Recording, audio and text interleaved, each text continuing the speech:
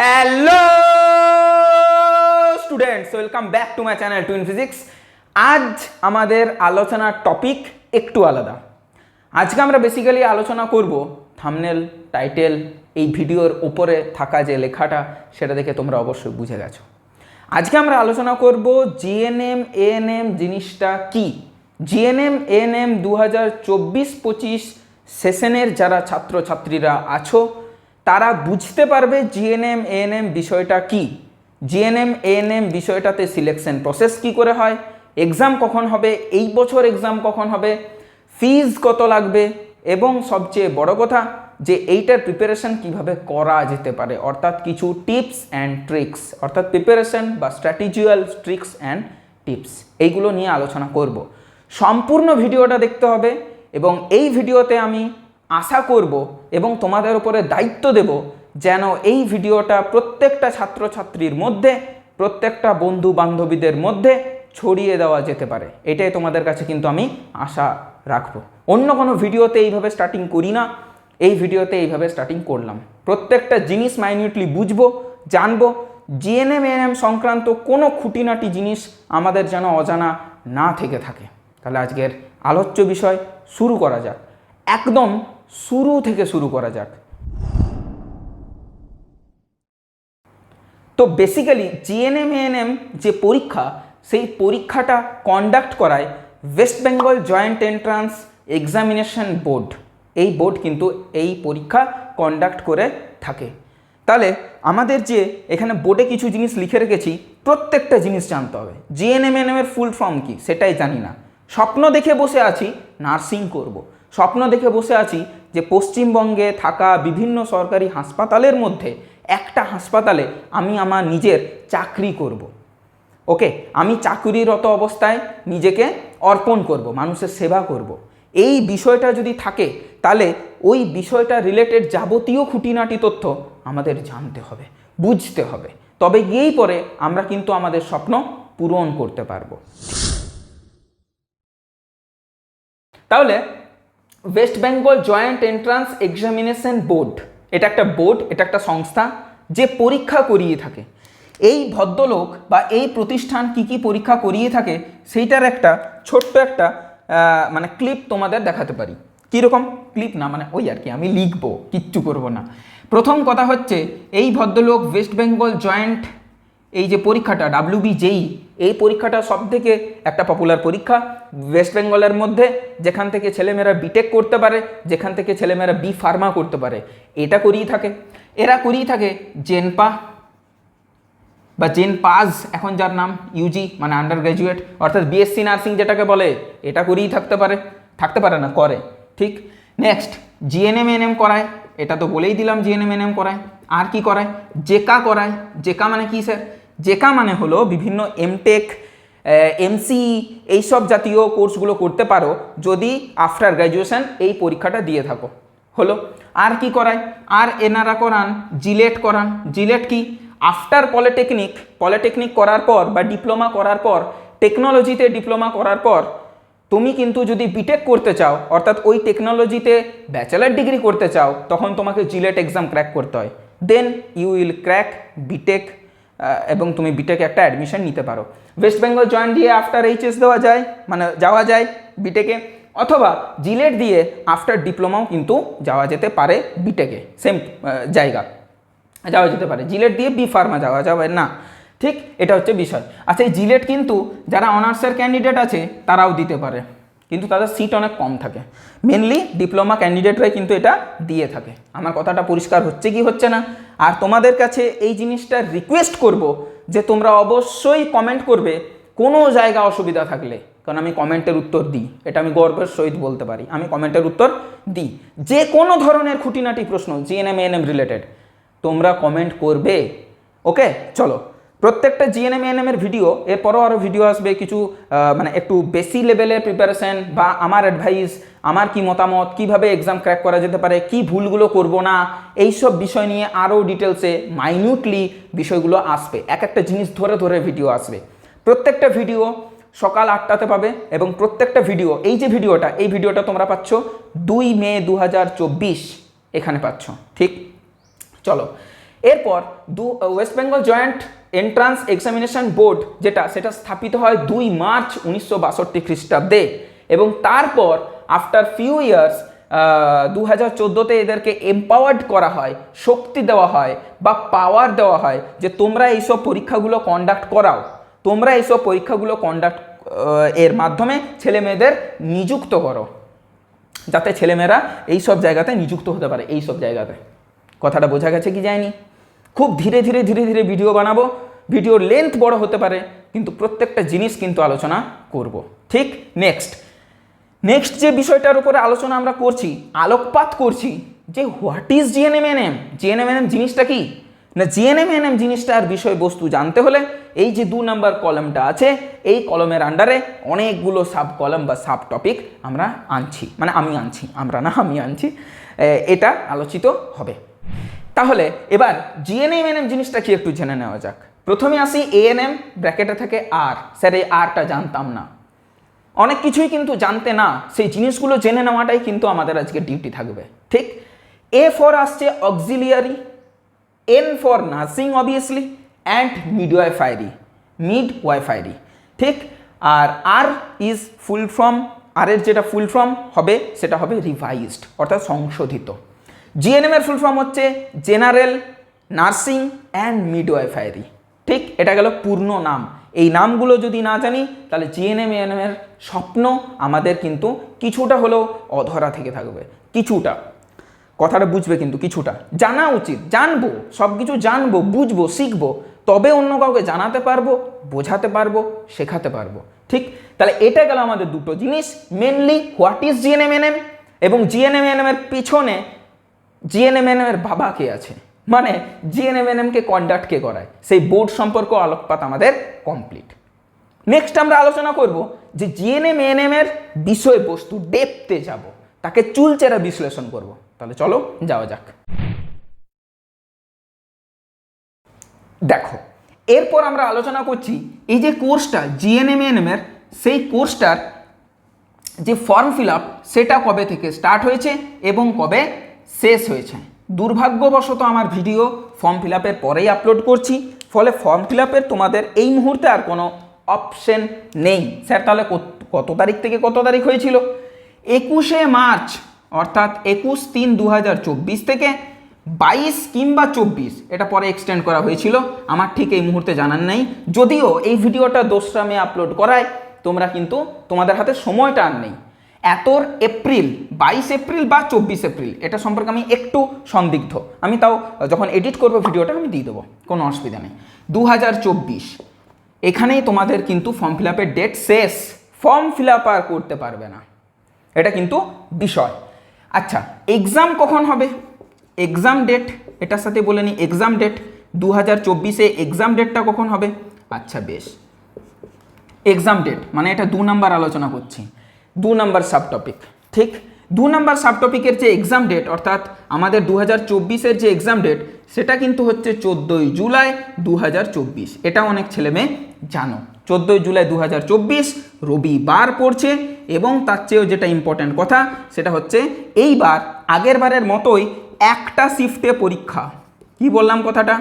একটা শিফটে এক্সাম হবে, দুটো শিফট হবে না। আগের বছর, তার আগের বছর 2022-এ দুটো শিফটে, 2021-এও দুটো শিফটে পরীক্ষা হয়েছিল। ছেলেমেয়েদের নানান বক্তব্য ছিল, শিফট 1-এর কোশ্চেন সোজা, শিফট 2-এর কোশ্চেন তো পুরো আগের বছরের হুবহু, ইত্যাদি ইত্যাদি, এর কঠিন এর সোজা, এইভাবে একটা মতভেদ হয়েছিল। ফলে একটা শিফটেই পরীক্ষা হবে, তাতে ছেলেমেয়েদের সেন্টার যার যেখানে থাকবে সেটা সেখানে থাকবে, সেটা তো অ্যাডমিট কার্ডে তোমরা বুঝতে পারবে। কথাটা পরিষ্কার হলো কি হলো না? নেক্সট আসছি আমরা 3 নাম্বার আমাদের সাব টপিক, সেটা হলো ফিজ, অর্থাৎ আমাদের এন্ট্রি ফি কত লাগবে। এন্ট্রি ফি মানে ফর্ম ফিল আপ করতে কত টাকা লেগেছে বা লেগেছিল বলা বেটার, কারণ এটাও ফর্ম ফিল আপ হয়ে গেছে। যেহেতু আমি জিএনএমএনএম এর ফুল করছি, ফুল ডিটেলসে আলোচনা করছি, এটাও আলোচনা করব। যদি তুমি SC, ST, OBC A, OBC B এবং অরফ্যান মানে হচ্ছে অনাথ শিশু হয়ে থাকো, তোমার ফর্ম ফিল আপের টাকা 300 টাকা। যদি তুমি এগুলো না হও, মানে এগুলো যদি না হও, তাহলে তোমার ফর্ম ফিল আপের টাকা 400 টাকা। এবং এর সাথে খুব ভালো রকমভাবে উল্লেখ করা হয়েছে কম্পিউটার চার্জ এর সাথে ইনক্লুড নয়, কম্পিউটার চার্জটা আলাদা লাগবে। কি বললাম? আলাদা লাগবে। যে দোকানে তুমি ফর্ম ফিল আপ করছো সেই দোকানের কম্পিউটার চার্জ লাগবে। সেটা 40 টাকা, 20 টাকা, 30 টাকা, 50 টাকা, যা ইচ্ছে হতে পারে, 100 টাকা হতে পারে, সেটা সেই দোকানদার দাদার ব্যাপার। ক্লিয়ার? বোঝা গেল এই 3টে সাব পয়েন্ট। এরপর আমরা যাব নেক্সট সাব পয়েন্টের দিকে। দেখো, এরপর আমাদের আলোচনার বিষয় থাকবে 4 নাম্বার সাব পয়েন্ট, সেটা হচ্ছে এক্সাম প্যাটার্ন। এক্সাম প্যাটার্ন নিয়ে আলোচনা করব। নেক্সট আমাদের সাব পয়েন্ট থাকবে সিলেবাস, এবং তারপরের সাব পয়েন্ট থাকবে যে মার্কিং কীরকম আছে, কোনটাতে না, ওটাতে এক্সাম প্যাটার্নের মধ্যে যাচ্ছে, সেটা হচ্ছে নেগেটিভ মার্কিং কিভাবে হবে, কিভাবে খাতা দেখা হবে সেই বিষয়টা। ঠিক তো, যাই হোক, চলো ধীরে ধীরে আমরা যাই। Exam pattern. এক্সাম প্যাটার্ন যদি বলি, এখানে তোমাদের পরীক্ষা হয় 6টা সাবজেক্টের ভিত্তিতে। জীবন বিজ্ঞান, লাইফ সায়েন্স, নেক্সট ভৌত বিজ্ঞান, physical science, next math, next English, next GK মানে জেনারেল নলেজ, এবং নেক্সট রিজনিং। স্যার এই রিজনিং বিষয়টা আমাদের ক্ষেত্রে একটু অজানা। ঠিক আছে, অজানাকে জানা করে দেবো, কোনো অসুবিধা নেই। লাইফ সায়েন্সে প্রশ্ন 2টো ক্যাটাগরিতে থাকে, ক্যাটাগরি 1 এবং ক্যাটাগরি 2, 2টো ক্যাটাগরিতে কিন্তু প্রশ্ন থাকে। ওকে, ক্যাটাগরির 1 তার মার্কস হচ্ছে 1, ক্যাটাগরি 2 তার মার্কস হচ্ছে 2। এই তো বাবা সোজা জিনিস। তাহলে ক্যাটাগরি 1-এ থাকে 30টা প্রশ্ন, 30টা প্রশ্ন, 30 একে 30 নাম্বার। ক্যাটাগরি 2-এ থাকে 10টা প্রশ্ন, 10টা প্রশ্ন তো, হ্যাঁ 10টা প্রশ্ন, 10টা প্রশ্ন থাকে, 2 মার্কস করে, হলো 20 নাম্বার। টোটাল মার্কস কত হলো? টোটাল এখানে আমরা দেখব টোটাল মার্কস হলো 20 আর 30-এ 50 মার্কসের প্রশ্ন। জীবন বিজ্ঞান একাই 50 নাম্বার অধিকার করে আছে, তাহলে ওয়েটেজ কার বেশি সবচেয়ে? জীবন বিজ্ঞানের। বাকিগুলোও দেখো, চলো। ভৌত বিজ্ঞান 15টা থাকবে তোমার 1 মার্কসের, হয়ে গেল না 15 নাম্বার। 5টা থাকবে তোমার 2 মার্কসের, হয়ে গেল না 10 নাম্বার। তাহলে 15 আর 10-এ হয়ে গেল 25। তাহলে এটা হলো জীবন বিজ্ঞানের পুরোপুরি অর্ধেক মার্কস। এই দুটো মিলেই 75 নাম্বার হয়ে যাচ্ছে। ভেবে দেখো একবার, 75 নাম্বার, একটু আধটু না। নেক্সট ম্যাথে আমাদের যেটা থাকে, ম্যাথে আমাদের থাকে 10টা প্রশ্ন। ম্যাথে আমাদের 10টা প্রশ্ন থাকে, 1 নাম্বারের 10 মার্কস, এখানে কিছু থাকে না, এবং আমাদের এখানে হয়ে গেল 10 মার্কস। বেসিক ইংলিশ বা সাধারণ যেটা ইংলিশ, সেখানে থাকে 15 মার্কসের, মানে 15টা প্রশ্ন 1 মার্কের, সেখানে হয়ে গেল 15 নাম্বার। মার্ক 2 এর কিছু থাকে না, হয়ে গেল এখানে 15। জিকে যদি বলি, জিকেতে আমাদের কি থাকে? জিকেতে জেনারেল নলেজ আমাদের 10 থাকে, এবং আমাদের রিজনিং যেটা থাকে সেটা হচ্ছে 5 থাকে। তাহলে এখানে 10 1-কে 10, 5 1-কে 5, মার্ক 2 থাকে না, মার্ক 2 থাকে না। 10-এর জন্য 10 মার্কস, 5-এর জন্য 5 মার্কস। তাহলে কতগুলো নাম্বার হলো? নাম্বার কতগুলো হলো? Total number NUMBER, total number বা টোটাল মার্কস কত হলো? সেটা হচ্ছে এখানে 75 আর 10-এ 85, 85 আর 5-এ 90, আর 10-এ 100, 110, 115, 115 মার্কসের পরীক্ষা তোমাদের থাকবে। এটা গেল বিষয়। এবং তার জন্য বরাদ্দ সময় যেটা থাকবে, টাইম যেটা থাকবে, সেটা হচ্ছে 1+1-2 ঘন্টা, মানে বাংলায় বললে 1.5 ঘন্টা। 1.5 ঘন্টার পরীক্ষা তোমাদের থাকবে। একটা শিফটে যেহেতু পরীক্ষা, তোমাদের যে টাইম যেটা থাকবে, এক্সাম টাইম, সেটা দুপুর 12টা থেকে 12টা PM থেকে 1:30 PM, 1:30 PM এই লেভেলে কিন্তু তোমাদের এক্সাম থাকবে। আশা করি আর তোমাদের কোনো এক্সাম প্যাটার্ন নিয়ে কোনো অসুবিধে নেই।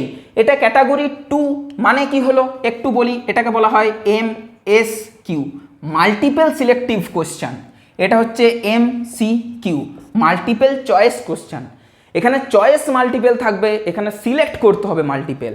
মানে এইটাকে বলতে পারি আমরা, একটু অন্য কালার যদি ব্যবহার করি, সেটা এখানে যেটা কারেক্ট হবে একটি উত্তর বা একটির বেশি, অর্থাৎ একটাও কারেক্ট হতে পারে, একটার বেশিও হতে পারে। বারবার বলবো, একটাও কারেক্ট হতে পারে।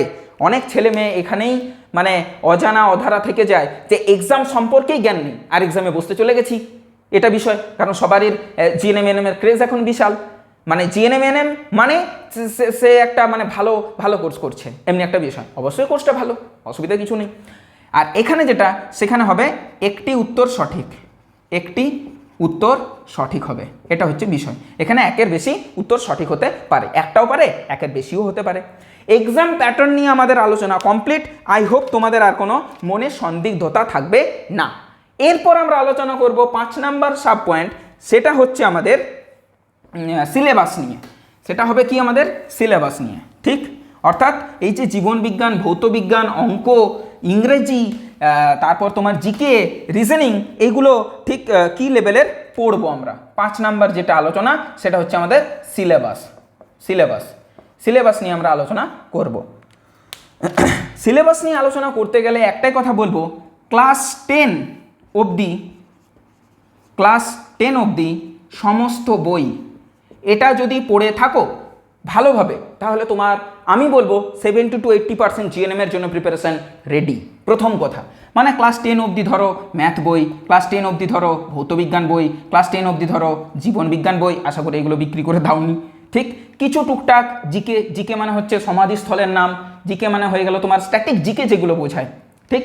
বিশাল কিছু কারেন্ট অ্যাফেয়ার্স এখানে প্রয়োজন পড়ে না, মানে বর্তমান যুগে পৃথিবীতে কি চলছে, ভারতে কি চলছে, পশ্চিমবঙ্গে কি চলছে জেনারেলি এখান থেকে প্রশ্ন পড়ে না। জেনারেলি জিকে থেকে যে জিনিসগুলো আনচেঞ্জড, পরিবর্তন হবে না, সর্বোচ্চতম, দীর্ঘতম, উচ্চতম, এইসব জিনিসগুলো জানতে চাইতে পারে। এইসব বিষয়গুলো ইতিহাস থেকে কিছু হলো, এইসব জিনিসগুলো কিন্তু জানতে পারে।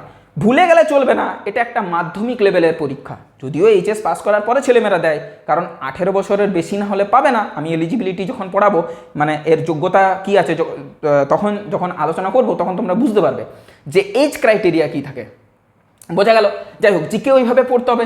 ইংলিশ যেটা আছে, বেসিক যেগুলো গ্রামারের যেসব জিনিসগুলো, তার মধ্যে সিনোনিম মানে হচ্ছে সমার্থক শব্দ, সিনোনিম হলো। তারপর হচ্ছে বিপরীতার্থক শব্দ মানে হচ্ছে তোমার অ্যান্টোনিম, এই বিষয়গুলো। আচ্ছা, তোমার হতে পারে ওয়ান ওয়ার্ড সাবস্টিটিউশন, মানে এক কথায় উত্তর, এগুলো বাংলাতে পড়েছো কিন্তু ইংরেজিতে পড়োনি, পড়তে হবে হলো। বেসিক যদি আরও কিছু বলি, ভয়েস চেঞ্জ। বেসিক যদি আরও কিছু বলি তাহলে ন্যারেশন চেঞ্জ। বেসিক যদি আরও কিছু বলি তাহলে টেন্সের থেকে প্রশ্ন পড়তে পারে। বেসিক যদি আরও কিছু বলি তাহলে তোমাদের আর কি বলা যেতে পারে, ভোকাবুলারি থেকে প্রশ্ন জিজ্ঞেস করতে পারে। ভোকাবুলারি তো হয়ে গেল one word substitution, synonym, antonym, এগুলো পড়তে পারে। আর কি পড়তে পারে, এরর কারেকশন, এটা তো ভীষণ আসে। এরর কারেকশন, ভুল আছে কোনো বানান ধরো, বা ভুল আছে কোনো ফর্ম, একটা শব্দ সেটা ভুল ফর্মে বসানো আছে, অ্যাডজেক্টিভ ফর্মে আছে, সেটা হয়তো নাউন ফর্মে বসাতে হবে।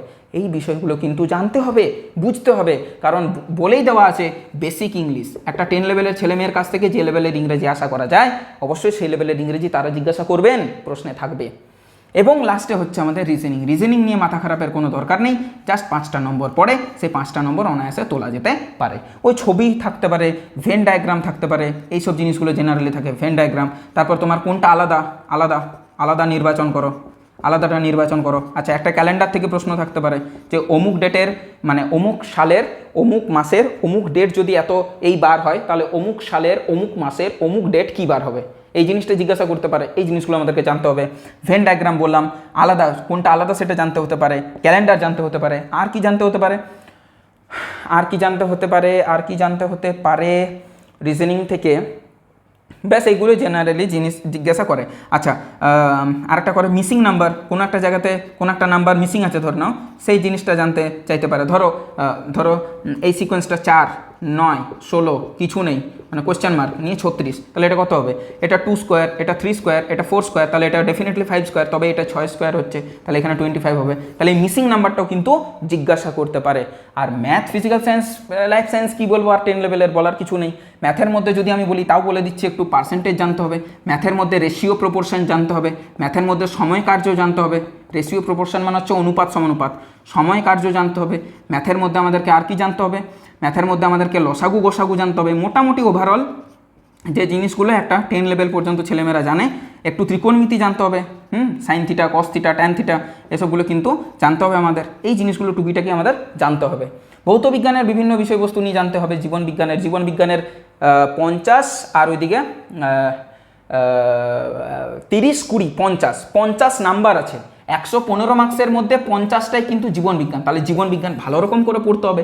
জীবনবিজ্ঞানের মধ্যে যা আছে, রক্ত সংবহনতন্ত্র, মানুষের নিয়ে আলোচনা, প্রত্যেকটা জিনিস খুঁটিয়ে আমাদেরকে কিন্তু পড়তে হবে। আমরা যদি জীবনবিজ্ঞান খুঁটিয়ে না পড়ি, সিলেকশন থেকে অনেকটা দূরে থেকে যাব। ওই জন্যই আমি বলেছিলাম যে, বা বলি, পড়ার যে হ্যাবিট, সেই হ্যাবিটটা যেন কোনো দিন না ছাড়ে। নেক্সট আমরা আলোচনা করব সিলেবাস ওভারঅল আলোচনা করা তো হয়ে গেল। নেক্সট আমাদের আলোচ্য বিষয় থাকবে, সেটা হয়ে গেল যে negative marking. Negative marking sir কীভাবে হবে? হ্যাঁ, এখানে নেগেটিভ মার্কিং আছে, ইয়েস অবশ্যই নেগেটিভ মার্কিং আছে। সেটা নেগেটিভ মার্কিংটা কীভাবে হবে সেই বিষয়টাও একটু জেনে নিই। আমি পরীক্ষা সম্পর্কে অবগত করিয়ে দিচ্ছি। পরীক্ষা সম্পর্কে অবগত না থাকলে কোনো পরীক্ষা ক্র্যাক করা যায় না বাবা। পরীক্ষা সম্পর্কে অবগত থাকতে হবে আমাদের। তাহলে নেগেটিভ মার্কিং নিয়ে আমাদের আলোচনা থাকবে, ঠিক? নেগেটিভ মার্কিং নিয়ে, নেগেটিভ মার্কিংয়ে কী আলোচনা করব? নেগেটিভ মার্কিংয়ে যেটা আলোচনা করব সেটা হচ্ছে ক্যাটাগরি এতে নেগেটিভ মার্কিং কত, মানে ক্যাটাগরি 1-এ, আর ক্যাটাগরি 2-তে নেগেটিভ মার্কিং কত, দুটোই জিনিস আমরা কিন্তু জানবো এখান থেকে। কথাটা পরিষ্কার হলো কি হলো না? ক্যাটাগরি 1-এ কোনো নেগেটিভ মার্কিং আছে কি? হ্যাঁ, 1-এর 4 অংশ নেগেটিভ মার্কিং আছে। স্যার এটার মানে বুঝলাম না। ক্যাটাগরি 2 থেকে কোনো নেগেটিভ মার্কিং আছে না? সৌভাগ্যবশত ক্যাটাগরি 2 যেখানে একটা কিংবা মোর দেন একটা কারেক্ট উত্তর হতে পারে সেখানে নো নেগেটিভ মার্কিং। সবচেয়ে খুশির খবর এটাই। এখানে মোটামুটি তুমি যা ইচ্ছে তাই একটা মার্ক করতে পারো। হ্যাঁ, নাম্বার পাবে না, ভুল হলে নাম্বার পাবে না, কিন্তু নেগেটিভ মার্কিংটা অ্যাটলিস্ট নেই। নেগেটিভ মার্কিং বিশিষ্ট পরীক্ষা এইচএস বেসের যারা স্টুডেন্ট আছে আশা করছি তাদের এটা প্রথম পরীক্ষা। হ্যাঁ, তুমি যদি অন্য কোনো গভর্নমেন্ট এক্সাম দিয়ে থাকো তাহলে ব্যাপারটা আলাদা, তোমার এক্সপিরিয়েন্স থাকতে পারে, কিন্তু maximum most of the students কিন্তু এই প্রথম নেগেটিভ মার্কিংওয়ালা একটা এক্সাম দিচ্ছে। আমি বোঝাতে পারলাম? এবারে এখানে আসি। ধরো ক্যাটাগরি 1-এ তোমার 10টা অ্যান্সার কারেক্ট হয়েছে, মোট মিলিয়ে ধরছি, জীবনবিজ্ঞান, ভৌতবিজ্ঞান, ইংরেজি, অঙ্ক সব মিলিয়ে 10টা কারেক্ট হয়েছে। তাহলে 10-এর জন্য তুমি পাবে 10। হ্যাঁ স্যার 10। আর ধরো তুমি 4টা রং করেছো, এটা হলো রাইট, এটা হলো রং, 4টা ভুল করে দিয়েছো। সব মিলিয়ে বলছো ওভারঅল পুরো এক্সামটাতে 4টা ভুল প্রশ্ন দিয়ে দিয়েছো, মানে ভুল উত্তর দিয়ে ফেলেছো, ভুল ওই মার্ক করে ফেলেছো। ওই মার্কশিটে পরীক্ষা হবে তো, সেটা তো তোমরা জানো, গোল করে ফেলেছো। 4টা ভুলের কারণে একটা ভুলে 1-এর 4 যাবে। তাহলে 4টা ভুলে 4 গুণিত 1-এর 4 মানে 1 নাম্বার যাবে। তাহলে তোমার প্রাপ্ত নম্বর 10, সেখান থেকে 1 কিন্তু খেয়ে নেবে, গিলে নেবে, তোমার প্রাপ্ত নম্বর হবে 9। আমি কথাটা বোঝাতে পারলাম কি পারলাম না? যদি বুঝতে না পারো কমেন্ট করবে। এক্সামটাকে না চিনলে এক্সামটাকে ক্র্যাক করা যায় না। এক্সামটাকে আগে চিনতে হবে, বুঝতে হবে, স্ট্র্যাটেজি বুঝতে হবে, তবে গিয়ে পরে নিজের কিন্তু একটা কৌশল বানাতে পারবে। ক্যাটাগরি নাম্বার 2-তে আসি, এটা ছেড়ে দিলাম, যদি অসুবিধা থাকে আমাকে কমেন্ট করবে, তারপর আমি দেখছি কি করে না বুঝে থাকতে পারছো, শর্টস বানিয়ে দেবো, কোনো অসুবিধা নেই। ক্যাটাগরি নাম্বার 2, ধরো এখানে মোর দ্যান 1 কারেক্ট হতে পারে বা একটাও কারেক্ট হতে পারে। ধরো এখানে এ আছে, বি আছে, সি আছে, ডি আছে, 4টা অপশান। তো ক্যাটাগরি 2 এর গল্প করছি, ABCD। সঠিক অ্যান্সারটা কি আমি তোমাকে বলে দিচ্ছি। ধরো এ আর বি কারেক্ট অ্যান্সার। তুমি কি করলে? এটা তো করলে, বাট বিটাতে গোল না করে সিটাতে গোল করে দিলে। সাপোজ কথার কথা বলছি, তাহলে সিটা তো ভুল ভাই, সি তো নয় কারেক্ট অ্যান্সার। তুমি এখানে নো মার্কস, কোনো মার্কস পাবে না। স্যার একটা তো ঠিক করছি না, কোনো মার্কস পাবে না, নো মার্কস, কোনো মার্কস পাবে না। কথাটা বুঝো ভালো করে। কোনো পার্সিয়াল মার্কস কিন্তু এখানে পাবে না। পার্সিয়াল মার্কস পাবে, দাঁড়াও ওয়েট করো, কোনো মার্কস এখানে পাবে না। কথাটা বোঝা গেল কি গেল না? হ্যাঁ, এটা ঠিক যে নো নেগেটিভ মার্কিং, কোনো নেগেটিভও যাবে না। তেমনি এই যে মূল নাম্বার থেকে এই খেয়ে নিচ্ছিল সেটা খাবে না। নো নেগেটিভ মার্কিং, এটা গেল বিষয়। নো নেগেটিভ মার্কিং, কোনো নেগেটিভ মার্কিং হবে না। এবার স্যার পার্সিয়াল নাম্বার কি পাবো না? পার্সিয়াল নাম্বার পাবে। ধরো এ আর বি কারেক্ট অ্যান্সার, তো তুমি এ দিলে, বিটা তুমি গেলে না, খুব মাথা ঠান্ডা করে তোমার মনে হলো না যে বিটা হবে, এবার তুমি নাম্বার পাবে। দুটো কারেক্ট হলে তুমি 2 মার্কস পেতে, একটা কারেক্ট হলে কত মার্কস পাবে? 1টা মার্কস পাবে। তাহলে তুমি এখানে তোমার বরাদ্দ নাম্বার থাকবে, মার্কস যেটা পাবে সেটা পাবে 1। কোনো নেগেটিভ নেই, কোনো নো মার্কসের ব্যাপার নেই, দুটোই না 1 মার্কস পাবে। আর একটা এক্সাম্পল নিই, ধরো এ বি সি ডি 3টে বালা কি হলে কি হবে? ধরো সঠিক যেটা উত্তর সেটা এ বি আর ডি। তুমি এ দাগ দিলে, বি দাগ দিলে, সি দাগ দিয়ে দিলে, তাহলে তুমি নো মার্ক। আবার বলবো নো মার্ক, প্রথম কথা। দ্বিতীয় কথা নো নেগেটিভ, এটা ঠিক, কোনো অসুবিধা নেই। কিন্তু যদি তুমি এ আর বি দাগ দিলে, সি আর ডি সম্পর্কে তুমি জানো না, স্যার আমি ভুল তো করিনি, হ্যাঁ ঠিক তুমি ভুল করোনি, তুমি মার্কস পাবে। 3টে যদি ঠিক করতে তুমি 2 মার্কস পাতে, ঠিক 3টের জন্য তুমি 2 মার্কস পেতে। একটা ঠিক করলে 2-এর 3, তুমি কটা ঠিক করেছো? 2টো, তাহলে 2 গুণিত 2-এর 3, তুমি মার্কস পাবে 4-এর 3। এটা গেল বিষয়। ফুল মার্কস পাচ্ছ না, এইগুলোতে তুমি পার্সিয়াল নাম্বার পাবে। পার্সিয়াল নাম্বার মানে আংশিক নাম্বার বলে এটাকে। আমি কি বোঝাতে পারলাম নেগেটিভ মার্কিংয়ের কনসেপ্টটা পুরোপুরিভাবে তোমাদের মাথায় গেল? আশা করছি গেল। কোনো ধরনের অসুবিধা থাকলে please do comment, okay, I will definitely reply you.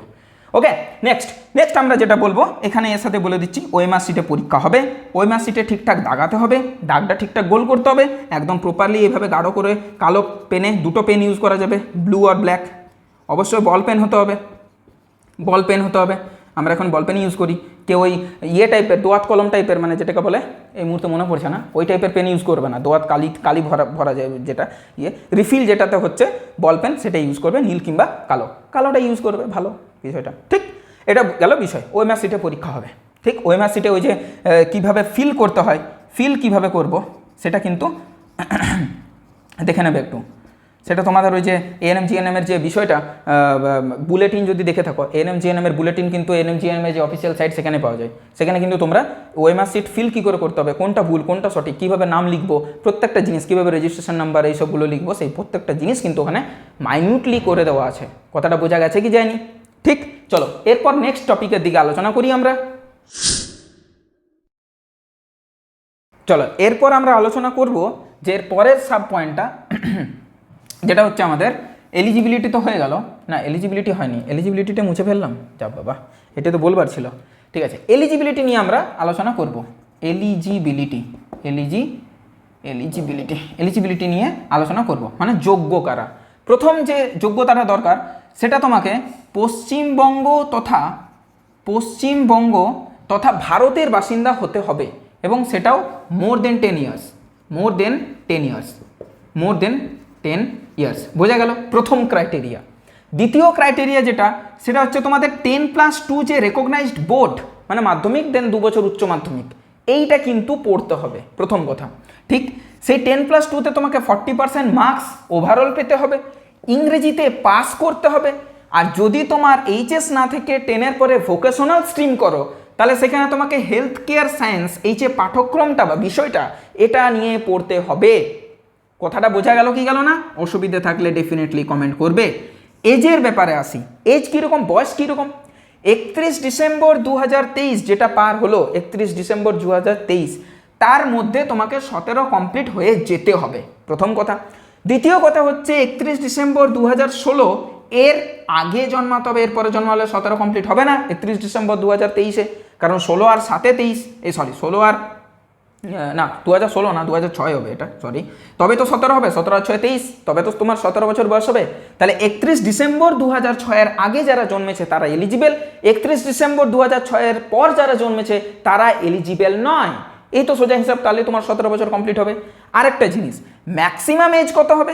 Maximum age তোমাকে হতে হবে 35 ইয়ার্স, তার বেশি হলে তুমি কিন্তু এলিজিবল না, এবং সেটাও 31 ডিসেম্বর 2023-এর মধ্যে 17 থেকে শুরু করে 35 অবধি তোমার যেন বয়স থাকে, যে 31 ডিসেম্বর 2023 পার হলো তার মধ্যে। নেক্সট, এএনএম কিন্তু শুধুমাত্র মেয়েদের জন্য, জিএনএম ছেলে মেয়ে উভয়ের জন্য। ঠিক, মন খারাপের কোনো কারণ নেই, পড়াশুনো ভালো থাকলে তোমরাও কিন্তু ক্র্যাক করতে পারবে, ছেলেদের উদ্দেশ্যে বললাম। ঠিক, এলিজিবিলিটি আমাদের হয়ে গেল। এরপর আমরা আলোচনা করব ট্রেনিং সংক্রান্ত। এখানটাতে অনেকের কিন্তু গন্ডগোল থাকে, স্যার চাকরি তো পেয়ে গেলাম, মানে চাকরি না, মানে কোর্সটা পেয়ে তো গেলাম, মানে ক্র্যাক করে নিলাম।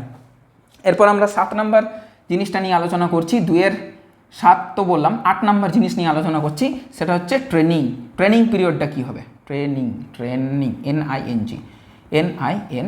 ট্রেনিং পিরিয়ডটার গল্প কী হবে। ট্রেনিং পিরিয়ডটার বিষয়টা হচ্ছে, প্রথম যে টপিকটা নিয়ে আলোচনা করবো, মানে প্রথম যেটা মাথায় রাখতে হবে, তুমি একবার এলিজিবল হয়ে গেলে, ক্র্যাক করে নিলে, তোমাকে মাস্ট গো ট্রেনিং, তোমাকে ট্রেনিং যেতেই হবে, ট্রেনিংয়ে যেতেই হবে। কোনো ধরনের অসুবিধা এখানে ধরা হবে না। তুমি যদি যেতে না পারো, if you are not present, যদি তুমি প্রেজেন্ট না থাকো, তাহলে তোমার যে সিটটা, ইয়োর সিট, মানে তোমার যে জায়গাটা, উইল বি কনসিডার্ড, মানে মেনে নেওয়া হবে, will be considered as vacant, অর্থাৎ শূন্য স্থান আছে ওই জায়গাতে, অন্য কেউ নিয়ে নেবে, যারা ওয়েটিংয়ে থাকবে তারা নিয়ে নেবে, তোমাকে কিন্তু দেবে না। ইন্ডিভিজুয়াল কোনো ধরনের কোনো রিজন কিন্তু এখানে অ্যাপ্লিকেবল হবে না, কোনো সমস্যা এখানে ধরা হবে না।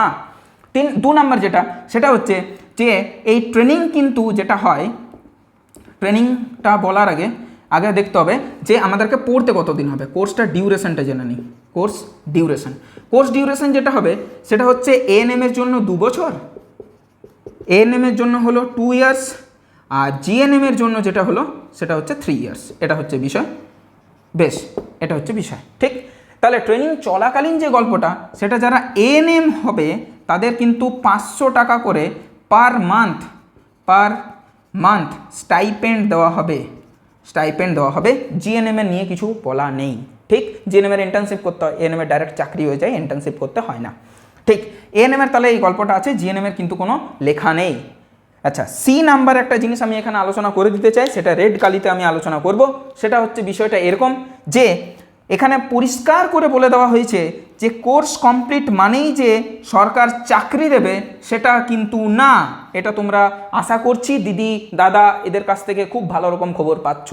কোর্স কমপ্লিট মানেই যে তার অর্থ কোনো গভর্নমেন্ট হাসপাতালে তোমার চাকরি হয়ে যাবে, সেটা কিন্তু না। পরিষ্কার বলে দিয়েছে যে সরকার কোনোভাবে বাধ্য থাকবে না, কোনোভাবেই বাধ্য থাকবে না। আমার কথাটা পরিষ্কার কি পরিষ্কার নয়? ঠিক। তোমরা যদি বুলেটিনটা পেতে চাও তাহলে তোমরা ডেফিনেটলি টেলিগ্রাম চ্যানেলে জয়েন হও, টেলিগ্রাম চ্যানেলে বুলেটিনটা দিয়ে দেবো, পড়ে দেখতে পারো।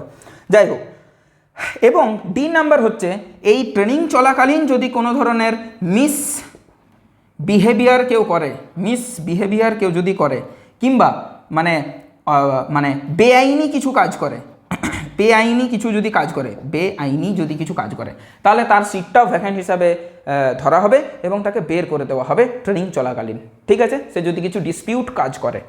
কথাটা বোঝা গেল আশা করি 8 নম্বরের বিষয়টা। ট্রেনিংটা কমপ্লিট, আমাদের আলোচনা কমপ্লিট। এরপর যে বিষয়টা নিয়ে আলোচনা করব সেটা হলো সিট ম্যাট্রিক্স, অর্থাৎ কোন কলেজে কতগুলো সিট আছে, ছেলেদের কটা সিট, মেয়েদের কটা সিট, সেই বিষয়গুলো নিয়ে আলোচনা করব। এখনো পর্যন্ত, এটা 9 নম্বর হবে, এখনো পর্যন্ত আমাদের সিট ম্যাট্রিক্স পাবলিশ হয়নি। তাহলে স্যার কখন হবে? সিট ম্যাট্রিক্স পরিষ্কারভাবে বলে দেওয়া হয়েছে কাউন্সিলিংয়ের আগে, বানান ভুল হলে ক্ষমা করে দিও। কাউন্সিলিংয়ের আগে অবশ্যই কিন্তু সিট ম্যাট্রিক্স পাবলিশ করা হবে। তার আগে তোমরা এখন ধোঁয়াশার মধ্যেই থাকবে। তোমাদের কাজ পড়াশুনো করা এবং এক্সামটাকে ক্র্যাক করা, এটা তোমাদের কাজ। কাউন্সিলিংয়ের আগে পাবলিশ করা হবে। ছেলেদের জন্য বলি, জিএনএম যারা মেল, তাদের সিট তো অনেক কম থাকে, সত্যি কথা, সিট অনেক কম থাকে। এবং তাদের যে কলেজ, তাদের দুটো কলেজ থাকে, ছেলেদের কলেজ আর মেয়েদের কলেজ তো আলাদা, তাদের কিন্তু কলেজ দুটো থাকে। দুটো এই মুহূর্তে নাম তো আমার মনে পড়ছে না, একটা হলো না মনে পড়ছে না এই মুহূর্তে। যাই হোক, একটা অশোকনগর, একটা বাঘা যতীন, অশোকনগর, আর আরেকটা হলো বাঘা যতীন। আর মেয়েদের কিন্তু কলেজের পরিমাণ অনেক বেশি, ফলে তাদের ক্ষেত্রে টেনশনের কোনো অসুবিধা হয় না, তাদের সিটটা অনেক বেশি থাকে, ঠিক আছে। দুটো কলেজ, অশোকনগর, বাঘা যতীন। আচ্ছা বেশ, এটা গেল আমাদের সিট ম্যাট্রিক্স। আশা করি আর আমাদের কোনো আলোচ্য বিষয় নয়। আমি পুরো জিনিসটাকে একটু সামারাইজ করলে তোমাদের এখন কাজ হচ্ছে আপ টু 14 জুলাই অবধি, মানে 13 জুলাই অবধি খুব ভালোভাবে প্রিপারেশন করা। যারা এইচএস কমপ্লিট করে নিয়েছো তাদের তো ফেব্রুয়ারিতেই কাজ শেষ। মার্চটা ধরে নিলাম তোমরা ঘুরাঘুরি, ইদিক উইদিক, মাসির বাড়ি, পিসির বাড়ি, মামা বাড়ি, এইসব করে পরে পার করলে। পড়ে থাকছে তোমাদের কাছে এপ্রিল, মে, জুন, এই 3টে মাস যদি ঠিকঠাকভাবে পরিশ্রম করো, জুলাই মাসে যেটা তোমাদের পরীক্ষা আছে জিএনএম এএনএমের এই পরীক্ষাটা, সেটা খুব ভালো কিন্তু একটা রেজাল্ট করতে পারবে, ভালো ফল করতে পারবে, এবং তারপরে তোমাদের কিন্তু সিলেকশন হবে।